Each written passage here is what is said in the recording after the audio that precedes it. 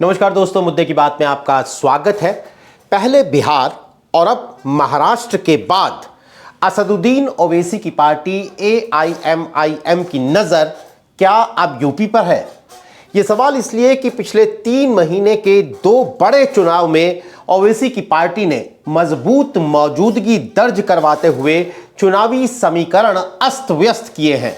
बिहार के सीमांचल के बाद BMC चुनाव में मुंबई के मुस्लिम बहुल इलाकों में असदुद्दीन ओवैसी ने समाजवादी पार्टी के पारंपरिक गढ़ उससे छीन लिए हैं।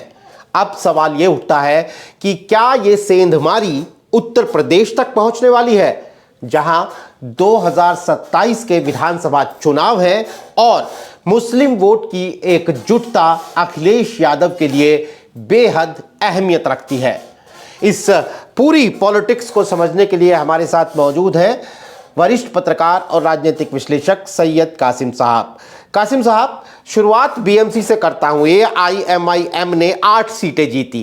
तादाद में कोई देख के कहेगा 225 सीटें तकरीबन BMC के चुनाव में हैं, 8 सीटें मात्र जीत ली। लेकिन ज़्यादा अहम यह है कि ये सीटें उन इलाकों की हैं जो BMC चुनाव में समाजवादी पार्टी के गढ़ रहे हैं। आप कैसे देखते हैं इसे? देखिए नीरज जी, ये सवाल बहुत पहले से उठ रहा था जब समाजवादी पार्टी ने बिहार में ओवैसी को पूरी तरह से घेरने का प्रयास किया था सीमांचल में।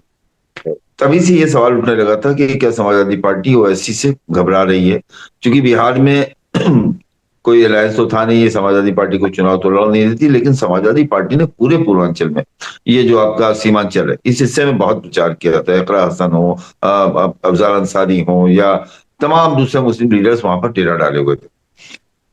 फिर महाराष्ट्र का जब इलेक्शन आया तो महाराष्ट्र में भी शायद मैंने कहीं लिखा था या मेरी आप किसी से बातचीत में मैंने ये बात कही थी कि समाजवादी पार्टी और MIM दोनों एक दूसरे को घेर रहे हैं, भारतीय जनता पार्टी दोनों के निशाने पे नहीं है। और उसका नतीजा ये हुआ कि MIM की तरफ से जो दोनों भाइयों ने प्रचार प्रसार खूब किया, फिर इम्तियाज जलील ने किया। महाराष्ट्र में उनकी जड़ें भी थी, पहले से जड़ें उनकी गहरी थी, पिछली बार उनका विधायक भी था, तो वो वहां पर कारपोरेटर भी 2 थे, अब तो चलिए 8 हो गए, तो वो उनकी जड़ें थी। और ये नतीजे चौंकाते इसलिए हैं कि ये जो हिस्सा है मुंबई का जहां से अब की ओवैसी जीते हैं, इससे पहले समाजवादी पार्टी जीती थी, उससे पहले मुस्लिम लीग यहाँ जीता करती थी। जब मैं बॉम्बे रहता था 77 से 85 के बीच का जो वक्त है, तो याद कीजिए तो मुस्लिम लीग भी वहां जीता करती थी। लेकिन ओवैसी की पार्टी का आना, छा जाना, उसके बाद जो खबरों में नहीं आ रहा है, मैं कल अयोध्या से वापस आ रहा था, मेरा घर वहीं है आप जानते हैं, तो एक हाईवे के किनारे मुझे 30-40 गाड़ियां खड़ी दिखाई थी झंडे के साथ MIM के। मैं वहां रुक गया और मैं देखता क्या हूँ, एक बहुत बड़ा अंदर हॉल है, उसके बाद मेरे जानने वाले लोग ही थे, तो मतलब 50 गाड़ी से करीब 100, 150, 200 लोग, झंडे उसके गुब्बारे छोड़े जा रहे हैं, मुबारकबाद दी जा रही है, एक दूसरे को मिठाई खिलाई जा रही, कोई फंक्शन नहीं, बंद जगह पर। मुझे याद आया बहुजन समाज पार्टी का शुरू का कारवां। बहुजन समाज पार्टी भी एक 90-91 तक झंडों को झोले में छुपा के चलती थी, और उसके बाद जाके अपने जहां पे पहुंचना होता था वहां झंडे निकाले, पर लगा दिया किसी दीवार पे, बैठ के बात कर ली। तो ये ओवैसी का ये जो मूव है, ये बहुत ही समझिए अलार्मिंग है उत्तर प्रदेश में, खासतौर से उत्तर प्रदेश में, इसलिए कि उत्तराखंड और पंजाब में उतनी मुस्लिम आबादी नहीं है। जो चुनाव होने हैं अभी, इसमें उत्तर प्रदेश के लिए ये अलार्मिंग है, क्योंकि उत्तर प्रदेश में मुसलमानों को ये लगता है कि सरकार हमारे खिलाफ खड़ी है और विपक्ष हमारे साथ नहीं है। नीरज जी, बिल्कुल। और जो बात आपने कही मैं उसको थोड़ा और अंडरलाइन करता हूं कि हमने देखा कि चुनाव में असदुद्दीन ओवैसी ने अखिलेश यादव को सीधे टारगेट किया। अबू आजमी जो कि वहां के उनके नेता हैं, लेकिन अखिलेश यादव को भी सीधे टारगेट किया। एक रैली में जिस पर हमने बात भी की थी आपसे, असदुद्दीन ओवैसी ने कहा कि अबू आजमी और अखिलेश यादव को पता है कि जब मुस्लिम सियासी नेतृत्व आगे आएगा तो अखिलेश की दुकान बंद हो जाएगी। अब इतना एग्रेसिव अटैक और उसके बाद ये प्रदर्शन, तो क्या इसे ओवैसी पर बढ़ते मुस्लिम वोट के भरोसे के तौर पर देखा जाना चाहिए? क्योंकि कई बार ये भी हम थ्योरी लगाते हैं ना कि जो एक एक्सेप्टेड नेता है उस पर ज़्यादा अटैक नहीं करते हैं कि कहीं नाराज़ ना हो जाए, लेकिन यहाँ तो सीधा अटैक किया ओवैसी ने और फिर प्रदर्शन भी बढ़िया किया और उनका पारंपरिक गढ़ के अंदर प्रदर्शन किया। हाँ बिल्कुल, देखिए नीरज जी, ये यहाँ पे तो उन्होंने इस तरह से कहा। उससे पहले अगर याद करें तो एक प्रयागराज में इनकी एक मीटिंग थी, उसमें सबसे पहले उन्होंने दरी का जिक्र किया था कि अखिलेश यादव की दरी मत बिछाओ मुसलमानों। ये तब भी उन्होंने खुल के हमला किया था। जब महाराष्ट्र में अबू आसिम आजमी जो विधायक हैं, उन्होंने कहा कि उत्तर प्रदेश से आता हूं, पटक दूंगा तो दांत पत्ती सी टूट जाएगी। उसके जवाब में उन्होंने कहा था कि अगर मैं टहल गया होता, मुझसे बहुत बड़ी गलती हो गई, अगर तुम्हारी विधानसभा की सड़क पर टहल गया होता तो तुम्हें मिले ना होते। तो ये सब सवाल जवाब खूब हुए वहां। और ये जो आप कह रहे हैं कि स्टैब्लिश नेता के साथ आदमी अवॉइड करता है, बिल्कुल सही कह रहे हैं, हमको भी यही लगता था। लेकिन नीरज जी, ये मैं ओवैसी के प्रति समर्पण कम और सेकुलर पार्टीज के प्रति गुस्से के रूप में ज्यादा देखता हूं इस वोटर्स का जाना।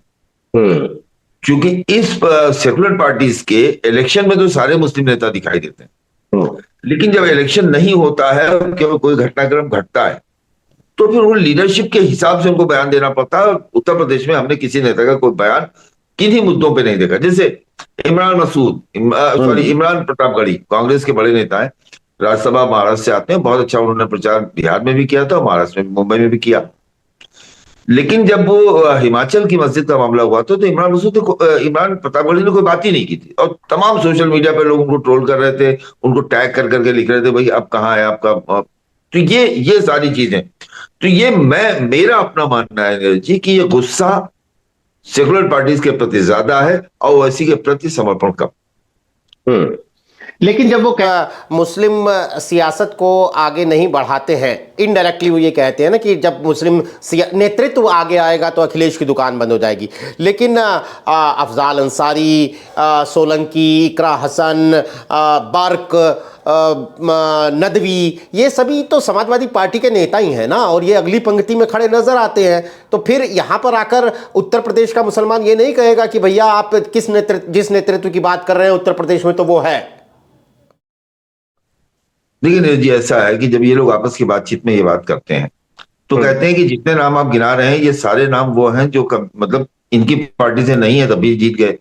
बर्क भी जीत चुके संभल से, इकरा हसन की मां भी जीत चुकी है अपने आप उनकी अपनी सीट से, जो कैराना से। अफजाल अंसारी भी जीत चुके दूसरी पार्टी से। रामपुर में जो है वहां से भी दूसरा आदमी जीत चुका भारतीय जनता पार्टी से, आपके वो का क्या नाम था, नकवी, मुख्तार अब्बास नकवी जीत चुके।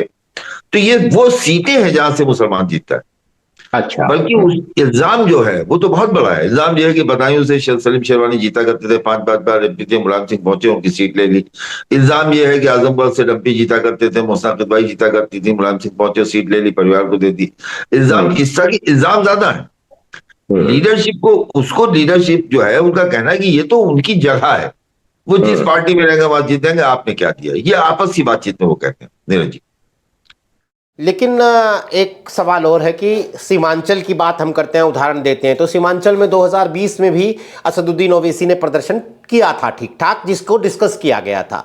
महाराष्ट्र में भी आपने कहा कि बीएमसी और महाराष्ट्र में असदुद्दीन ओवैसी की जड़ें हैं और उसको उन्होंने दोहराया या बेहतर किया। लेकिन उत्तर प्रदेश में तो ऐसा है नहीं। इन 2-4 लोकल बॉडी इलेक्शंस को छोड़ दें तो जितनी बात भी उन्होंने हाथ आजमाया है, नील बटे सन्नाटा ही रहा है असदुद्दीन ओवैसी का प्रदर्शन। हाँ, उत्तर प्रदेश में पहली बात तो यह है कि जैसे 24 में वो चुनाव नहीं लड़े, 22 में वो इलेक्शन लड़े तो उतने दमखम से नहीं लड़े, और उन सीटों पे नहीं लड़े जो मुस्लिम डोमिनेटिंग सीटें हैं। इसलिए नहीं लड़े कि हमारे लड़ने से अगर ये हारेंगे तो हमारे यूपी में ये मैसेज जाएगा कि ये जो है उनको हराने आ गए, आजम खान को, इकरा को हराने आ गए, बर्क को हराने आ गए, या तमाम मुस्लिम लीडर्स इमरान को हराने आ गए या अफजाल को हराने आ गए। ये इस वजह से, इस डर से नहीं लड़े। मैंने ये सवाल किया था उनके जो पार्टी के नेता है, मैंने कहा भाई आप लोग तो लड़ते नहीं। उन्होंने कहा देखिए मुस्लिम डोमिनेटेड सीट पे चूंकि मुस्लिम एमपीज या मुस्लिम एमएलए जो जीत रहे हैं उनके खिलाफ हम लड़ेंगे, अगर वो हार जाएंगे तो फिर हमारी जो है उत्तर प्रदेश की यात्रा वहीं पे थम जाएगी। लेकिन अब उनका इरादा है। अब उनका इरादा हर उस मुस्लिम डोमिनेटेड सीट पे है जहां 40% के आसपास, 34-35% तक भी मुस्लिम है, तो वहां पर वो लड़ेंगे और मजबूती से लड़ेंगे। और मैं समझता हूं नीरज जी कि अगर, फिर कह रहा हूं, अगर जो सेकुलर पार्टीज का जो रवैया होता था, जो उनका रोल होता था, जो हमने आपने पहले देखा है, वो कांग्रेस के लीडर्स रहे हो या जनता दल का जमाना रहा हो, जनता पार्टी का जमाना रहा हो, या सोशलिस्ट लीडर रहे हो मुस्लिम, वो मुस्लिम के अलावा गैर मुस्लिम, चाहे वो मुलायम सिंह हो, चाहे क्या कहते हैं ज्योति बसु रहे हो, या आज की तारीख में ममता हो, या इंदिरा गांधी का दौर रहा हो, ये जो स्टैंड रखते थे, जो सेकुलर लीडर्स थे, वो स्टैंड देखने को नहीं मिल रहा है जो मुसलमान चाहता है। ठीक है, अब बुलडोजर चला, हमारे मदरसे गिरा दिए गए, वो एक अलग इशू है, लेकिन आप उस पर अपनी आपत्ति तो दर्ज कराएं, बीइंग लीडर, हमारे वोट को पाने वाले नेता के तौर पे। वो नहीं हो रहा, और उसी का गुस्सा है जिसका फायदा वो ऐसे ले जा रहे हैं। चलिए, अब आपके इस सवाल से एक और चेहरा मुझे याद आता है, आजम खान का। आजम खान कुछ दिनों के लिए पिछले दिनों जेल से बाहर आए थे। जिस तरह के इंटरव्यूज़ उन्होंने दिए, उनमें उनके तंज, उनके अंदाज जो हैं वो साफ दिखा रहे थे कि समाजवादी पार्टी के रवैये को लेकर, अखिलेश यादव के रवैये को लेकर उनके मन में टीस है। एक कुछ अंदाजे लगे, कुछ कयास उड़े कि आजम खान अपना ये कदम उठाएंगे, वो कदम उठाएंगे, लेकिन फिलहाल तो वो वापस उन्हें जाना पड़ा। लेकिन आजम खान तो उसी समाजवादी पार्टी में है। और फिर ये कहा गया है कि भाई देखिए, अखिलेश यादव की मौजूदगी मुस्लिम वोट के अंदर उत्तर प्रदेश में इतनी मजबूत है कि आजम खान भी अल्टीमेटली चुप हो गए तमाम शिकायतें करने के बाद। तो ये भी तो अखिलेश, और फिर पिछले चुनावों में जो हम वोट परसेंटेज देखते हैं, जब हम बीजेपी के लिए ये कहते हैं कि ब्राह्मण जो मर्जी नाराज हो जाए लेकिन बीजेपी के बाहर नहीं जाएगा, 89% वोट दिए हुए हैं। ठाकुर जो मर्जी नाराज हो जाए बीजेपी के बाहर नहीं जाएगा, 84% वोट दिए हुए हैं। तो मुस्लिम भी तो 85% वोट दिए हुए हैं अखिलेश यादव को। नहीं, बिल्कुल दिए हुए हैं, और यही सबसे बड़ी ताकत है जिसकी वजह से समाजवादी पार्टी 111 सीट की पार्टी है और 37 सीट की पार्टी सांसद में है लोकसभा में। तो ये इसमें कोई शक नहीं है कि दिया हुआ है, लेकिन सवाल वही है ना कि जैसे जो दिया हुआ होता है उस पे खरा उतरने की जो बात की मुस्लिम कम्युनिटी की तरफ से की जा रही है, और उस पे ओवैसी पार्लियामेंट से लेके सड़क तक उस बातों को उठा रहे हैं, दोहरा रहे हैं और जगा रहे हैं। जैसे कहिए ना कि मतलब उनको कोच रहे हैं मुसलमानों को, देखो तुम्हारा ये नहीं किया, तुम्हारा, उनके लोग यही बात लेके जा रहे हैं। और बहुत ही दिलचस्प मैं आपको बताऊं, ये वोटर जो ओवैसी की तरफ जा रहा है, ये वही वोटर है जो कट्टर है, ये वो वही वोटर है जो पसमानदा है। ये वोटर, हम जब देखते हैं गांव की पोलिंग, अभी की एक विधानसभा में 10,000 वोट मिला ओवैसी की पार्टी को, जब उसका बूथ स्टडी किया गया तो ये वही तबके के वोट थे जो बहुत ही कट्टर है, और वो धर्म के प्रति उसका बड़ा लगाव है। उसके अलावा वो इलिटरेट भी है, मतलब ये भी एक चीज उसके साथ लागू थी, और वो जज्बाती है। तो जज्बाती वोट कैलकुलेशन नहीं देखता नीरज जी। जज्बाती वोट जज्बात में अखिलेश के साथ है, अखिलेश से उसको गुस्सा आया तो उससे बड़े जज्बाती ओवैसी हैं, उनके साथ चला गया। तो ये स्थिति है। तो मैं समझता हूं कि इस जज्बाती वोट को रोकने का जो फार्मूला मुलायम सिंह के पास था, लालू यादव के पास था, या ममता बनर्जी या ज्योति बसु के पास था, वो फार्मूला फिल वक्त अखिलेश यादव के साथ दिखाई नहीं देता। अखिलेश आ रहे हैं, भारतीय जनता पार्टी को हरा देंगे, 22 में इसका 96% वोट मिल गया, 24 में ये गठबंधन बहुत अच्छा करेगा, इनको वोट मिल गया। लेकिन ये बार बार, अगर आप मेरे पुरानी कुछ डिबेट्स याद करें तो मैं हमेशा कहता हूं कि देखिए, निराशा में आदमी हाथ बांध के थक हार के बैठ जाता है, हताशा इंसान से खुदकुशी भी कराती है। और मैं बार बार कहता था, कुमार भाई के साथ भी मैंने कई बार चर्चा में कहा कि देखिए, मुसलमान अब हो रहा है हताश, और हताशा जो है खुदकुशी की तरफ ले जाती है, वो खुदकुशी भी कर सकता है। तो ओवैसी उस खुदकुशी का नाम है जो उसकी हताशा में वो फैसले कर रहा है। नीरज जी, ये आपने बात जो कही कि ये तो ओवैसी के लिए एक बड़ा संदेश है। लेकिन मैं एक बात आपसे समझना चाहता हूँ, अपने खास तौर पर दर्शकों के लिए जो मुस्लिम वोट को एक मुस्लिम वोट के तौर पर देखते हैं। मैं ये बात थोड़ी अंडरस्टैंडिंग के लिए कर रहा हूँ। आपने कहा कि पसमानदा वोटर है जो ओवैसी की तरफ मूव करता है। मैं इसको वहाँ से जोड़ता हूँ जहाँ ओवैसी ये कहते हैं कि अब अखिलेश यादव के लिए दरी नहीं बिछाएगा वोटर, मुस्लिम वोटर। और फिर तीसरी बात जो आपने कहा कि जो लीडरशिप का नाम नाम मैंने समाजवादी पार्टी में लिया, उनमें से ज्यादातर जो हैं वो सेकंड टाइम थर्ड टाइम के नेता हैं, या फिर वो उन सीटों पर, या फिर वो उन परिवारों से हैं जो राजनीति में रहे हैं और मुस्लिम सीटों पर वो जीतते रहे हैं। तो ये जो आप पसमंदा वोटर वाला पॉलिटिक्स समझा रहे हैं, जरा ये हमें हमारे दर्शकों के लिए समझाइए कि ये कैसे Muslim voter within Muslim voter कैसे अलग है ये। देखिए, विद इन इस तरह से अलग है कि वो वोटर जो है वो दिमाग नहीं लगाता। मैंने कहा ना कि जज्बाती होता है। वो मुलायम सिंह के गोली चलाने से खुश था। चलाई क्या उस वोटर की सामाजिक पृष्ठभूमि, आर्थिक पृष्ठभूमि भी अलग है खास वर्ग से? जी जी जी जी। और इंटरेस्टिंग सुनिए, जितने नेता हैं असदुद्दीन ओवैसी की पार्टी के, सब अशरफ हैं, वो पसमानदा नहीं भाई। अब ओवैसी खुद अशरफ हैं, वो जलील जो है वो अशरफ हैं। उत्तर प्रदेश के अध्यक्ष जो है वो शौकत, वो अशरफ हैं। उत्तर प्रदेश के जो सबसे बड़े प्रवक्ता हैं, उनके जबरदस्त उनके प्रवक्ता हैं जो सात चैनल पे छाए रहते हैं, वो अशरफ हैं। तमाम कैंडिडेट जो जीते हैं उसमें ज्यादातर अशरफ है। तो मैं ये कह रहा हूं कि लेकिन वोटर कौन है? वोटर वो है जो आंख बंद करके मुसलमान का हमदर्द अखिलेश यादव, मुसलमान का हमदर्द मुलायम सिंह यादव, लालू यादव ने अडवाणी को एक बार गिरफ्तार किया, आज तक वोट ले रहे हैं। मुलायम सिंह के जमाने में एक बार गोली चली, वो आज तक उसको बुला रहे हैं।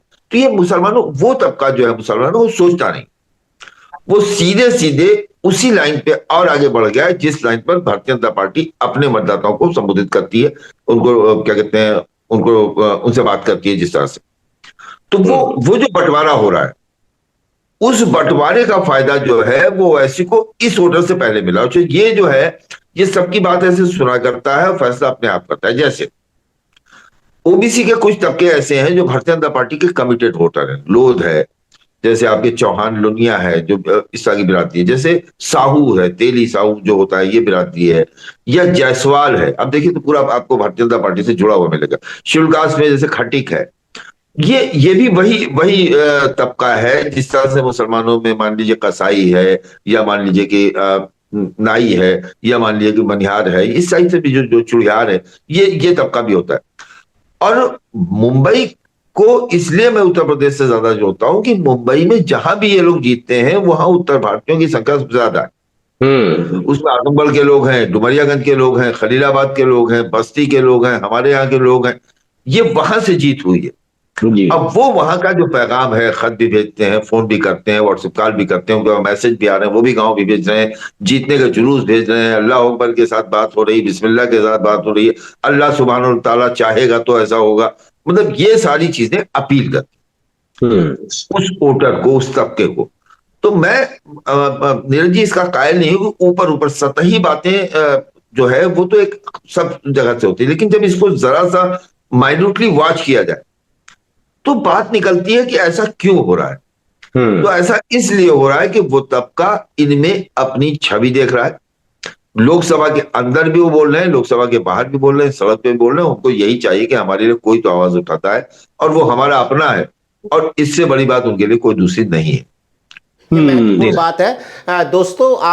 आपने सुना होगा कासिम साहब ने जो बात कही कि हम अगर मुंबई के चुनावों के चश्मे से उत्तर प्रदेश के चुनावों को देख रहे हैं तो ये कोई बिल्कुल अलग अलग बात नहीं है। जो अभी कासिम साहब ने कहा कि मुस्लिम इलाके बीएमसी के चुनाव में जहां पर समाजवादी पार्टी जीतती थी या जहां पर असदुद्दीन ओवैसी ने सेंधमारी की है, ये वो इलाके हैं जहां यूपी बिहार से गए हुए मुस्लिम लोग वहां जाकर काम धंधा कर रहे हैं, रोजी रोटी कमा रहे हैं, उनकी रिश्तेदारियां, उनके परिवार इसी यूपी में है। यानी वहां जो असदुद्दीन ओवैसी की जीत हुई है उसकी कम से कम चर्चा जो है वो उत्तर प्रदेश में है, इसलिए हम उसे ऐसे देख रहे हैं। क्योंकि कुछ दर्शकों का ये भी मानना, ये कहना रहता है कि भाई मुंबई कहाँ यूपी कहाँ तुलना कर रहे हैं आप। तो ये तुलना कोई बहुत अलग अलग चीज़ों की नहीं है, ये संतरों की तुलना सेब से नहीं है, ये एक दूसरे से जुड़ी हुई चीज़ें हैं।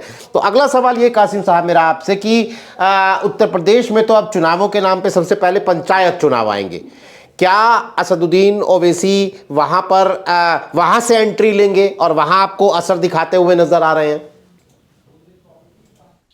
देखिए, पंचायत चुनाव में जो इन लोगों का इरादा है, जो बातचीत से निकल के आती है चीजें, उनका ये मानना है कि पंचायत चुनाव में हम वहां जहां पे डोमिनेट करते हैं, फिर वही बात आती है कि समाजवादी पार्टी को नुकसान हो जाएगा।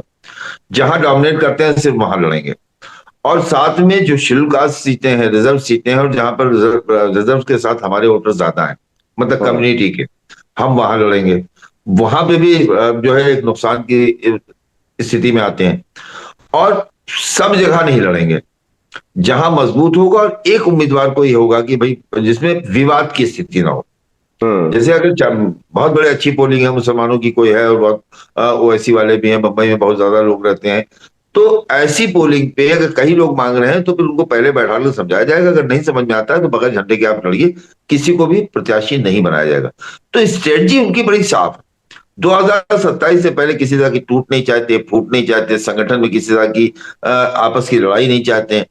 तो ये सारी चीजें बताती हैं कि उन्होंने उत्तर प्रदेश को पूरा उसकी मतलब पूरी तरह से रिसर्च करके वो आना चाहते हैं कि पंचायत चुनाव को लड़ेंगे, लेकिन पंचायत चुनाव वहीं लड़ेंगे जहां पर इस तरह की चर्चा हम और आप कर सकें कि भाई ओवैसी ने 70 सीट लड़ाई और 30 जीत गए या 40 जीत गए।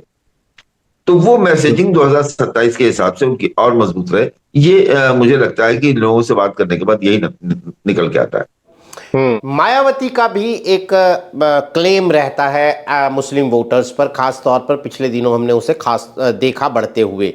अब एक चर्चा असदुद्दीन ओवैसी की और मायावती के गठबंधन की भी चलती है। बिहार चुनाव जिसका जिक्र हमने पिछले अपनी चर्चा में भी किया था कि बिहार में मायावती की पार्टी के जो विधायक जीते, प्रेस कॉन्फ्रेंस कर रहे थे तो पीछे ओवैसी की पार्टी का पोस्टर लगा हुआ था।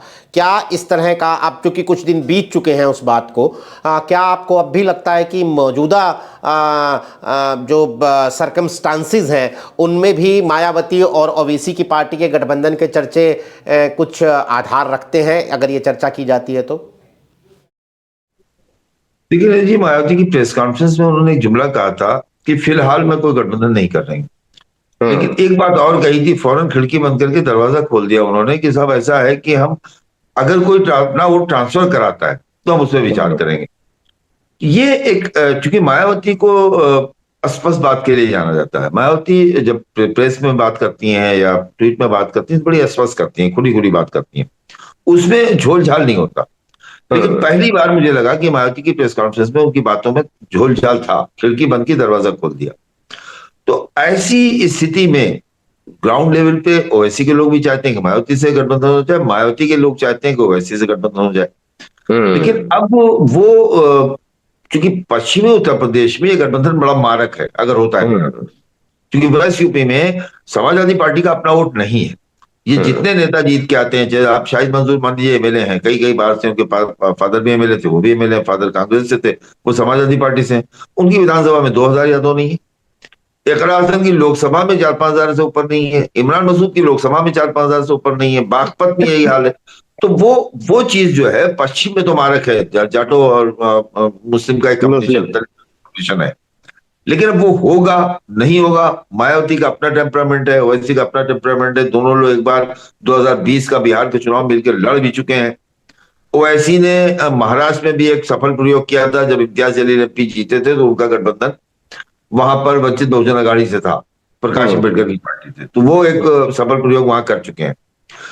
तो मुझे लगता है कि अगर ये हराने की कोई रणनीति इनके दिमाग में है तो ऐसा होना कोई बड़ा मुश्किल जरा नहीं लगता है। ओके। एक बात और है कि बीजेपी की बी पार्टी, ये एक ऐसा टैग है जिसने मायावती को भी भारी नुकसान पहुंचाया है। मायावती की पार्टी आज जहां खड़ी है उसमें इस टैग का योगदान भी ज़रूरी गिना जाता है कि मायावती बीजेपी की बी पार्टी है। मुस्लिम ने इस टैग के चलते मायावती को बिल्कुल ही खारिज कर दिया। असदुद्दीन ओवैसी पर तो देश भर में ये आरोप लगता है कि बीजेपी की बी पार्टी है। तो उत्तर प्रदेश जैसे स्टेट में जहां बहुत क्लैरिटी है बीजेपी या बीजेपी के खिलाफ, वहां पर इस टैग से कैसे निपटेंगे असदुद्दीन ओवैसी? देखिए, असदुद्दीन ओवैसी तो कहते हैं ना कि मैं लैला हूं।